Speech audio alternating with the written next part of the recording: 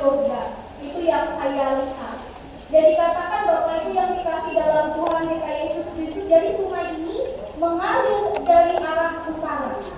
Dan dikatakan juga Bapak Ibu yang dikasih dalam Tuhan kita Yesus Kristus, dalam keadaan biasa, dan hal ini biasa kelihatan tenang. Dan dikatakan juga Bapak Ibu sewaktu-waktu bisa timbul badai. Dan kemudian Bapak Ibu yang dikasih dalam Tuhan kita Yesus Kristus, katanya danau ini terletak di sebuah lembah. Jadi sekeliling danau itu dikelilingi oleh bukit-bukit. Jadi sewaktu-waktu angin itu bisa berhembus dari arah bukit itu. Nah, sehingga yang kita renungkan, yang kita bacakan pada hari ini adalah peristiwa ketika perahu yang ditumpangi oleh Yesus dan murid-muridnya pada saat itu dihadap oleh lautan yang begitu luar biasa. Bapak Ibu yang dikasih dalam Tuhan kita Yesus Kristus, dikatakan bahwa Yesus dan murid-muridnya pada saat itu selesai melayani orang banyak. Jadi Yesus membawa mereka menyeberangi danau itu. Dan kemudian Bapak Ibu yang dikasih dalam Tuhan kita Yesus Kristus, kita bisa membayangkan, dikatakan bahwa ketika mereka menyeberang itu dalam posisi yang sudah petang, sudah sore hari.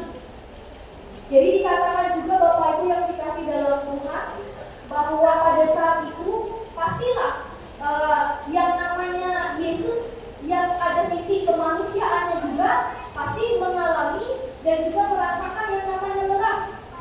Setelah melayani orang banyak pasti dia lelah. Itu yang bisa kita bayangkan. Jadi karena kelelahan setelah melayani, akhirnya Yesus tertidur di kapal itu, di perahu itu.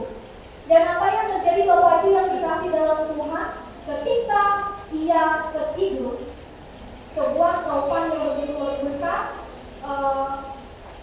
mengamuk dan juga membuat perahu yang mereka tumpangi pada saat itu hampir tenggelam.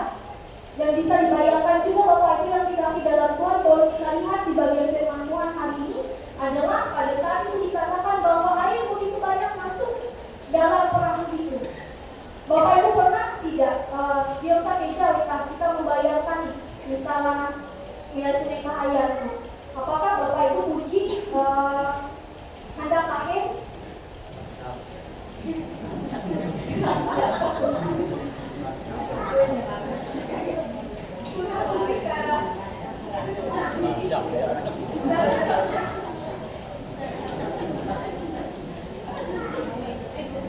Namun hendak kahim, apakah bagaimana perasaannya? Apakah senang, bahagia, oh ini hendak kahim? Apakah seperti itu? Iya. Kita udah tahun lalu. Namun tidak tahu kan aku pasti mikir.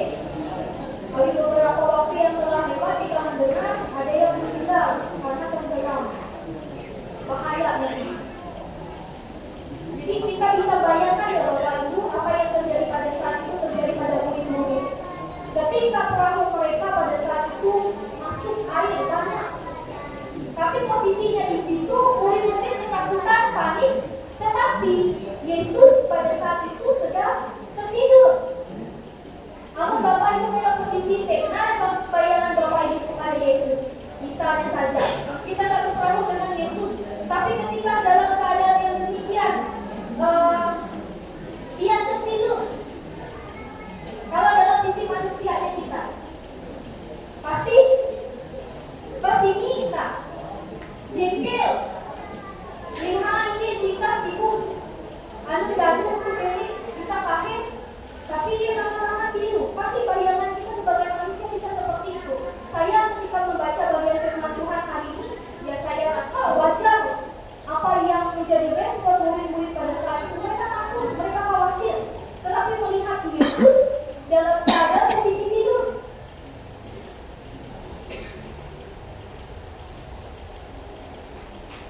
Mereka panik Bapak Ibu. Tetapi dalam keadaan demikian, makanya akhirnya Bapak Ibu yang dikasih dari berkat dalam Tuhan kita Yesus Kristus, kita boleh melihat pada ayat yang ke-38. Di situ murid-muridnya membangunkan dia dan berkata kepadanya, Guru, engkau tidak peduli kalau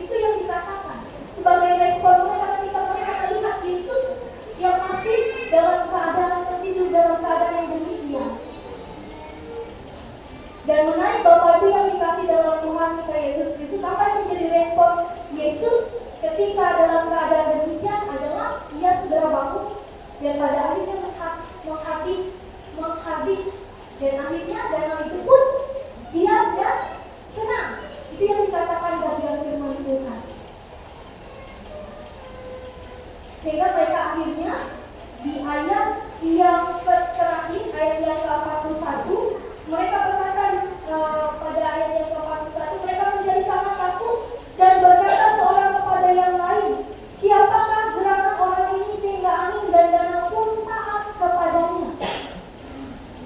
Ketika peristiwa itu terjadi, akhirnya mereka menanyakan, siapakah gerangan orang ini sehingga angin dan danau pun bisa taat kepadanya? Mereka melihat begitu luar biasa apa yang telah dilakukan oleh Tuhan Yesus. Nah, Bapak Ibu yang dikasih dalam Tuhan kita Yesus Kristus, bagian perenungan firman Tuhan yang boleh disampaikan, diwakilkan bagi kita pada saat ini juga berbicara mengenai kehidupan kita sebagai orang-orang Kristen. Bapak Ibu yang dikasih dan diberkati dalam Tuhan kita Yesus Kristus, kita dalam kehidupan kita di tengah-tengah dunia ini pasti mengalami badai yang saya rasa saya tidak bisa menjelaskan satu-satu. Badai itu bisa dalam arti pergumulan hidup kita yang kita hadapi, berbagai macam hal yang terjadi dalam kehidupan kita yang membuat kita khawatir, yang membuat kita takut, yang membuat kita cemas, dan membuat kita tidak mempercayakan adanya Tuhan dalam kehidupan kita. Kalau bapak-bapak pasti punya pergumulan. Pergumulannya apa? Sebagai kepala rumah tangga masih banyak hal yang dipikirkan. Bukan hanya pekerjaannya, tetapi kehidupan rumah tangganya. Bagaimana menghidupi keluarganya dengan apa yang ia kerjakan. Kaum ibu-ibu pun demikian. Ada kaum ibu-ibu yang juga bekerja, memenuhi kebutuhan keluarga, berpikir bagaimana caranya agar keluarga tercukupkan apa yang dibutuhkan. Ada pergumulan yang dihadapi, ada banyak tantangan yang dialami sebagai kaum bapak, sebagai kaum ibu dalam kehidupan rumah tangga. Bahkan juga tidak terlepas dari hal demikian, ada pergumulan dalam rumah tangga juga. Ada pertentangan, ada perselisihan yang dihadapi. Itu juga dapat menyebabkan badai dalam hidup kita, Bapak Ibu. Berkelahi dengan pasangan kita, bertengkar karena ini dan itu. Itu bisa membuat kita tidak merasakan kedamaian dalam keluarga kita. Bahkan juga anak-anak Bapak Ibu yang dikasih dalam Tuhan, mereka juga mengalami pergumulan dalam hidup mereka. Apa pergumulan anak-anak zaman sekarang? Anak-anak Bapak Ibu, apalagi anak-anak muda, ketika mereka tidak merasa diperhatikan, akhirnya banyak anak-anak yang jatuh melakukan hal-hal yang tidak baik. Karena apa? Karena respon mereka tidak mendapatkan kedamaian dalam keluarga. Akhirnya ada anak-anak yang berpikir sempit, mau melakukan hal-hal yang tidak baik agar mereka mendapatkan yang namanya perhatian dari orang tua. Bapak Ibu kalau lihat ya, secara khusus mohon maaf untuk anak-anak yang nakal, untuk anak-anak yang mungkin melakukan hal-hal yang tidak baik, kita lihat dulu, kita tanya dulu, apa sih yang terjadi? Kalau ada, kita ingat ada sebab, ada akibat. Sebabnya ini mengakibatkan ini. Anak-anak yang nakal bukan berarti karena kemauan mereka juga, kadang-kadang karena keadaan yang membuat mereka demikian. Jadi saya pernah mendengar, mohon maaf saya cerita sedikit Bapak Ibu yang dikasih dalam Tuhan, ada sebuah anak remaja, dia mohon maaf Bapak Ibu ya, dia ini karena tidak mendapatkan sesuatu dari keluarganya, dia merasa orang tuanya ini tidak memperhatikan dia, akhirnya dia itu anak lagi biasa dulu. Ketika ditanyakan kenapa kamu melakukan hal demikian, karena rakyatnya dan bapak sudah peduli dengan aku. Kalau aku mati, maaf dia mengatakan demikian Bapak Ibu. Jadi artinya Bapak Ibu yang dikasih dalam Tuhan, mengapa saya menceritakan ini? Karena kita punya pergumulan masing-masing. Jangan kita hanya membayangkan kita orang tua saja yang punya pergumulan. Bahkan anak-anak sekecil apapun, anak-anak kecil sampai usia tua juga mengalami pergumulan. Apalagi Bapak Ibu yang sudah merasakan asam manis pahitnya dunia ini, pasti sudah merasakan yang enak, yang tidak enak.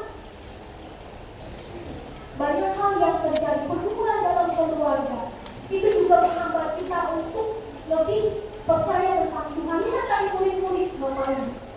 Jadi Tuhan Yesus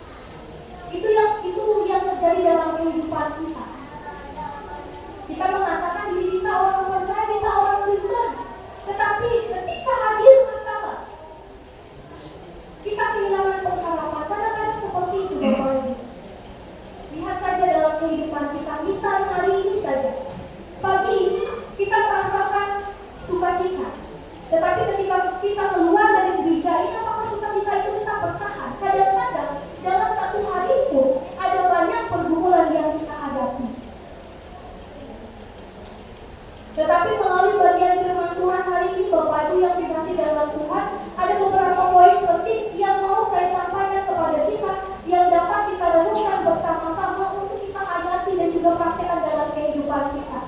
Yang pertama, Bapak Ibu yang dikasih dalam Tuhan kita, Yesus Kristus adalah setiap kita pasti mengalami badai tanpa terkecuali.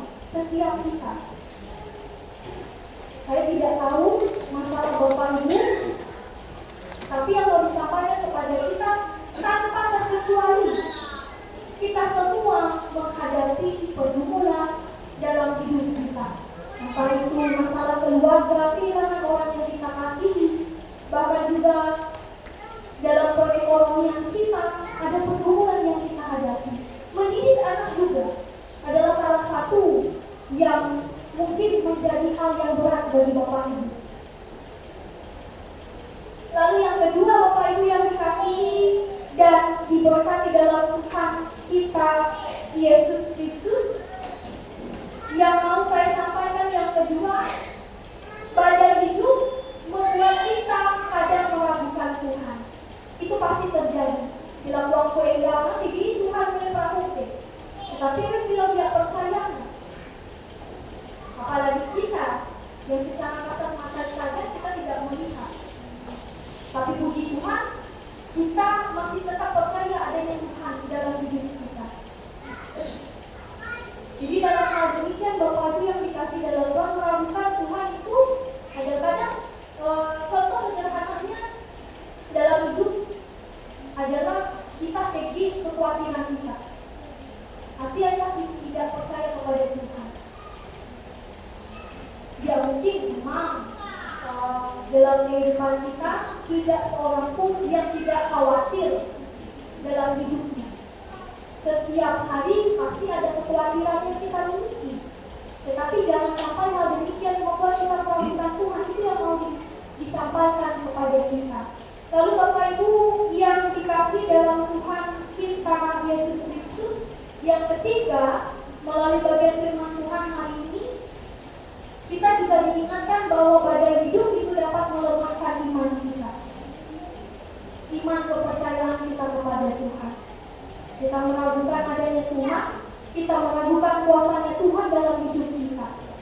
Bapak Ibu yang dikasih dalam Tuhan kita Yesus Kristus, saya ada membaca sebuah kalimat yang mengatakan demikian, yang bisa kita renungkan bersama-sama juga Bapak Ibu. Kadang-kadang kita sebagai manusia minta es buah katanya. Tapi ketika Tuhan kasih susu, kasih buah, ada yang kayak bahan-bahan es buah itu, saya lupa. Dikasih bahan-bahannya, kita mengeluh. Kita kadang-kadang kan berdoa, oh Tuhan aku doa, dengan apa aku keterutama dalam kehidupanku, dengan apa aku butuh, dengan apa aku mobil. Tetapi ketika Tuhan mengizinkan kita untuk bekerja, kita maunya yang instan. Saya ingat waktu itu ada ibadah bapak-bapak. Kadang-kadang saya ingat dari perkataan Pak Sewan. Kadang-kadang kita itu ketika berdoa, kita kan hendak doa kita selalu terkabul kan. Maunya misalnya putus. Ketika kita sakit, kita maunya ketika kita berdoa langsung sembuh. Ketika kita berdoa, kita mau langsung kita diberikan penghiburan kekuatan. Ketika kita kesusahan, kita mau kita langsung merasakan yang enak. Kadang-kadang kita berdoa seperti itu kan. Tetapi kita ingatkan Bapak Ibu yang dikasih dalam Tuhan, kalau kita berdoa, Tuhan langsung kasih, jadi manja kita.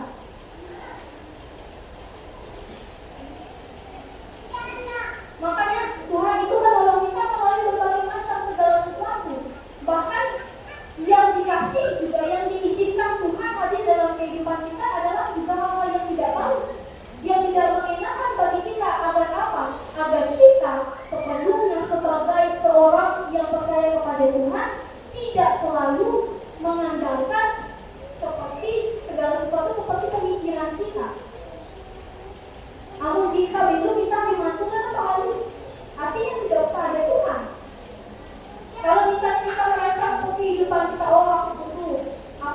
hari-hariku utuh, aku diutuh sembian, andaku narai-narai, diberkati oleh Tuhan, andaku harus hidup.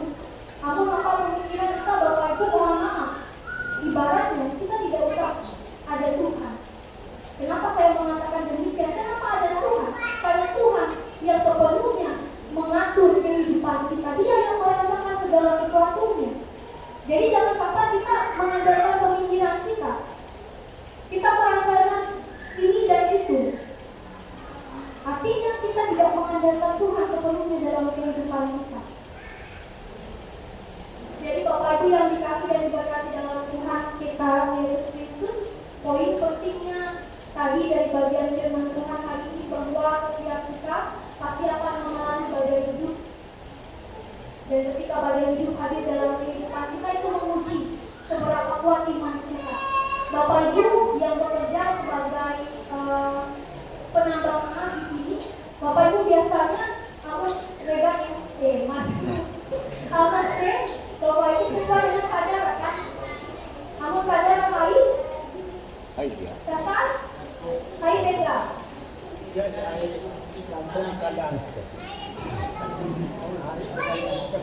Kadar apa halal? Ya. Namun kadar apa halal kan dasar air beda kan? Setahu saya, lucu ya Bapak Ibu. Ada yang salah kok itu.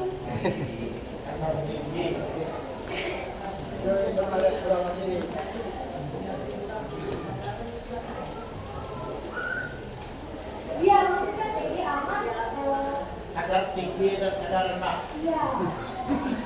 Bahari itu jalan lalu memperhatikan. Iya. Kadang-kadang kan kalau emas itu kan tinggi emas yen ya, emas karet-karet segala macam. Itu kan harganya beda-beda. Semakin emasnya itu baik, semakin harganya juga tinggi. Nah, saya mengibaratkan kehidupan kita, iman kita seperti itu Bapak Ibu.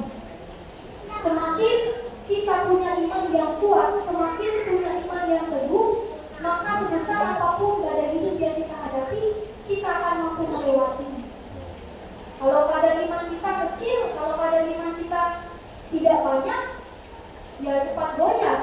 Ibaratkan hilang kayu dengan patik lidi. Kamu patik lidi, jadi itu mudah dia kesana kemari. Tetapi kalau kita seperti pohon yang akarnya kuat, kita akan tetap bertahan. Begitu pula dalam kehidupan kita. Jadi yang mau diingatkan kepada kita melalui bagian firman Tuhan hari ini, Bapak Ibu yang dikasih dalam Tuhan, mari tetap kita menjadi orang-orang yang percaya kepada Tuhan, bukan meragukan Tuhan. Kita belajar dari bagian firman Tuhan hari ini bahwa sebesar apapun badai hidup yang kita hadapi, yang mau Tuhan katakan adalah mari kita mau datang kepada Tuhan sebesar apapun pergumulan kita. Bukan kita hanya sering saya katakan, bukan kita hanya datang kepada Tuhan dalam keadaan yang baik, dalam keadaan yang bersukacita, tetapi juga jangan melupakan Tuhan dalam setiap musim-musim kehidupan kita. Dalam pergumulan hidup kita ingat Tuhan. Dalam setiap pekerjaan kita minta Tuhan tolong kita. Dalam kehidupan rumah tangga kita, jangan mengandalkan diri kita sendiri untuk mengaturnya. Minta hikmat daripada Tuhan. Karena kita punya keterbatasan Bapak Ibu. Kalau Tuhan memberikan kita kebijaksanaan bagi kita, maka kita akan dimampukan untuk menjalankan segala sesuatunya. Kiranya kita boleh mengingat bagian firman Tuhan hari ini. Tuhan Yesus kiranya memberkati Bapak Ibu, menolong Bapak Ibu, bahkan juga memampukan Bapak Ibu, saudara-saudari untuk menjalankan kehidupan di tengah-tengah dunia ini dengan tetap bersandar berpengharapan kepada Tuhan. Tuhan Yesus menolong, Tuhan Yesus memberkati dan juga memampukan kita untuk melakukan firman-Nya. Amin. Bapak Ibu yang dikasih dan diberkati dalam Tuhan kita Yesus Kristus, sebelum kita masuk dalam doa syafaat kita, kembali lagi kita mengangkat pujian kita dari hidup pujian.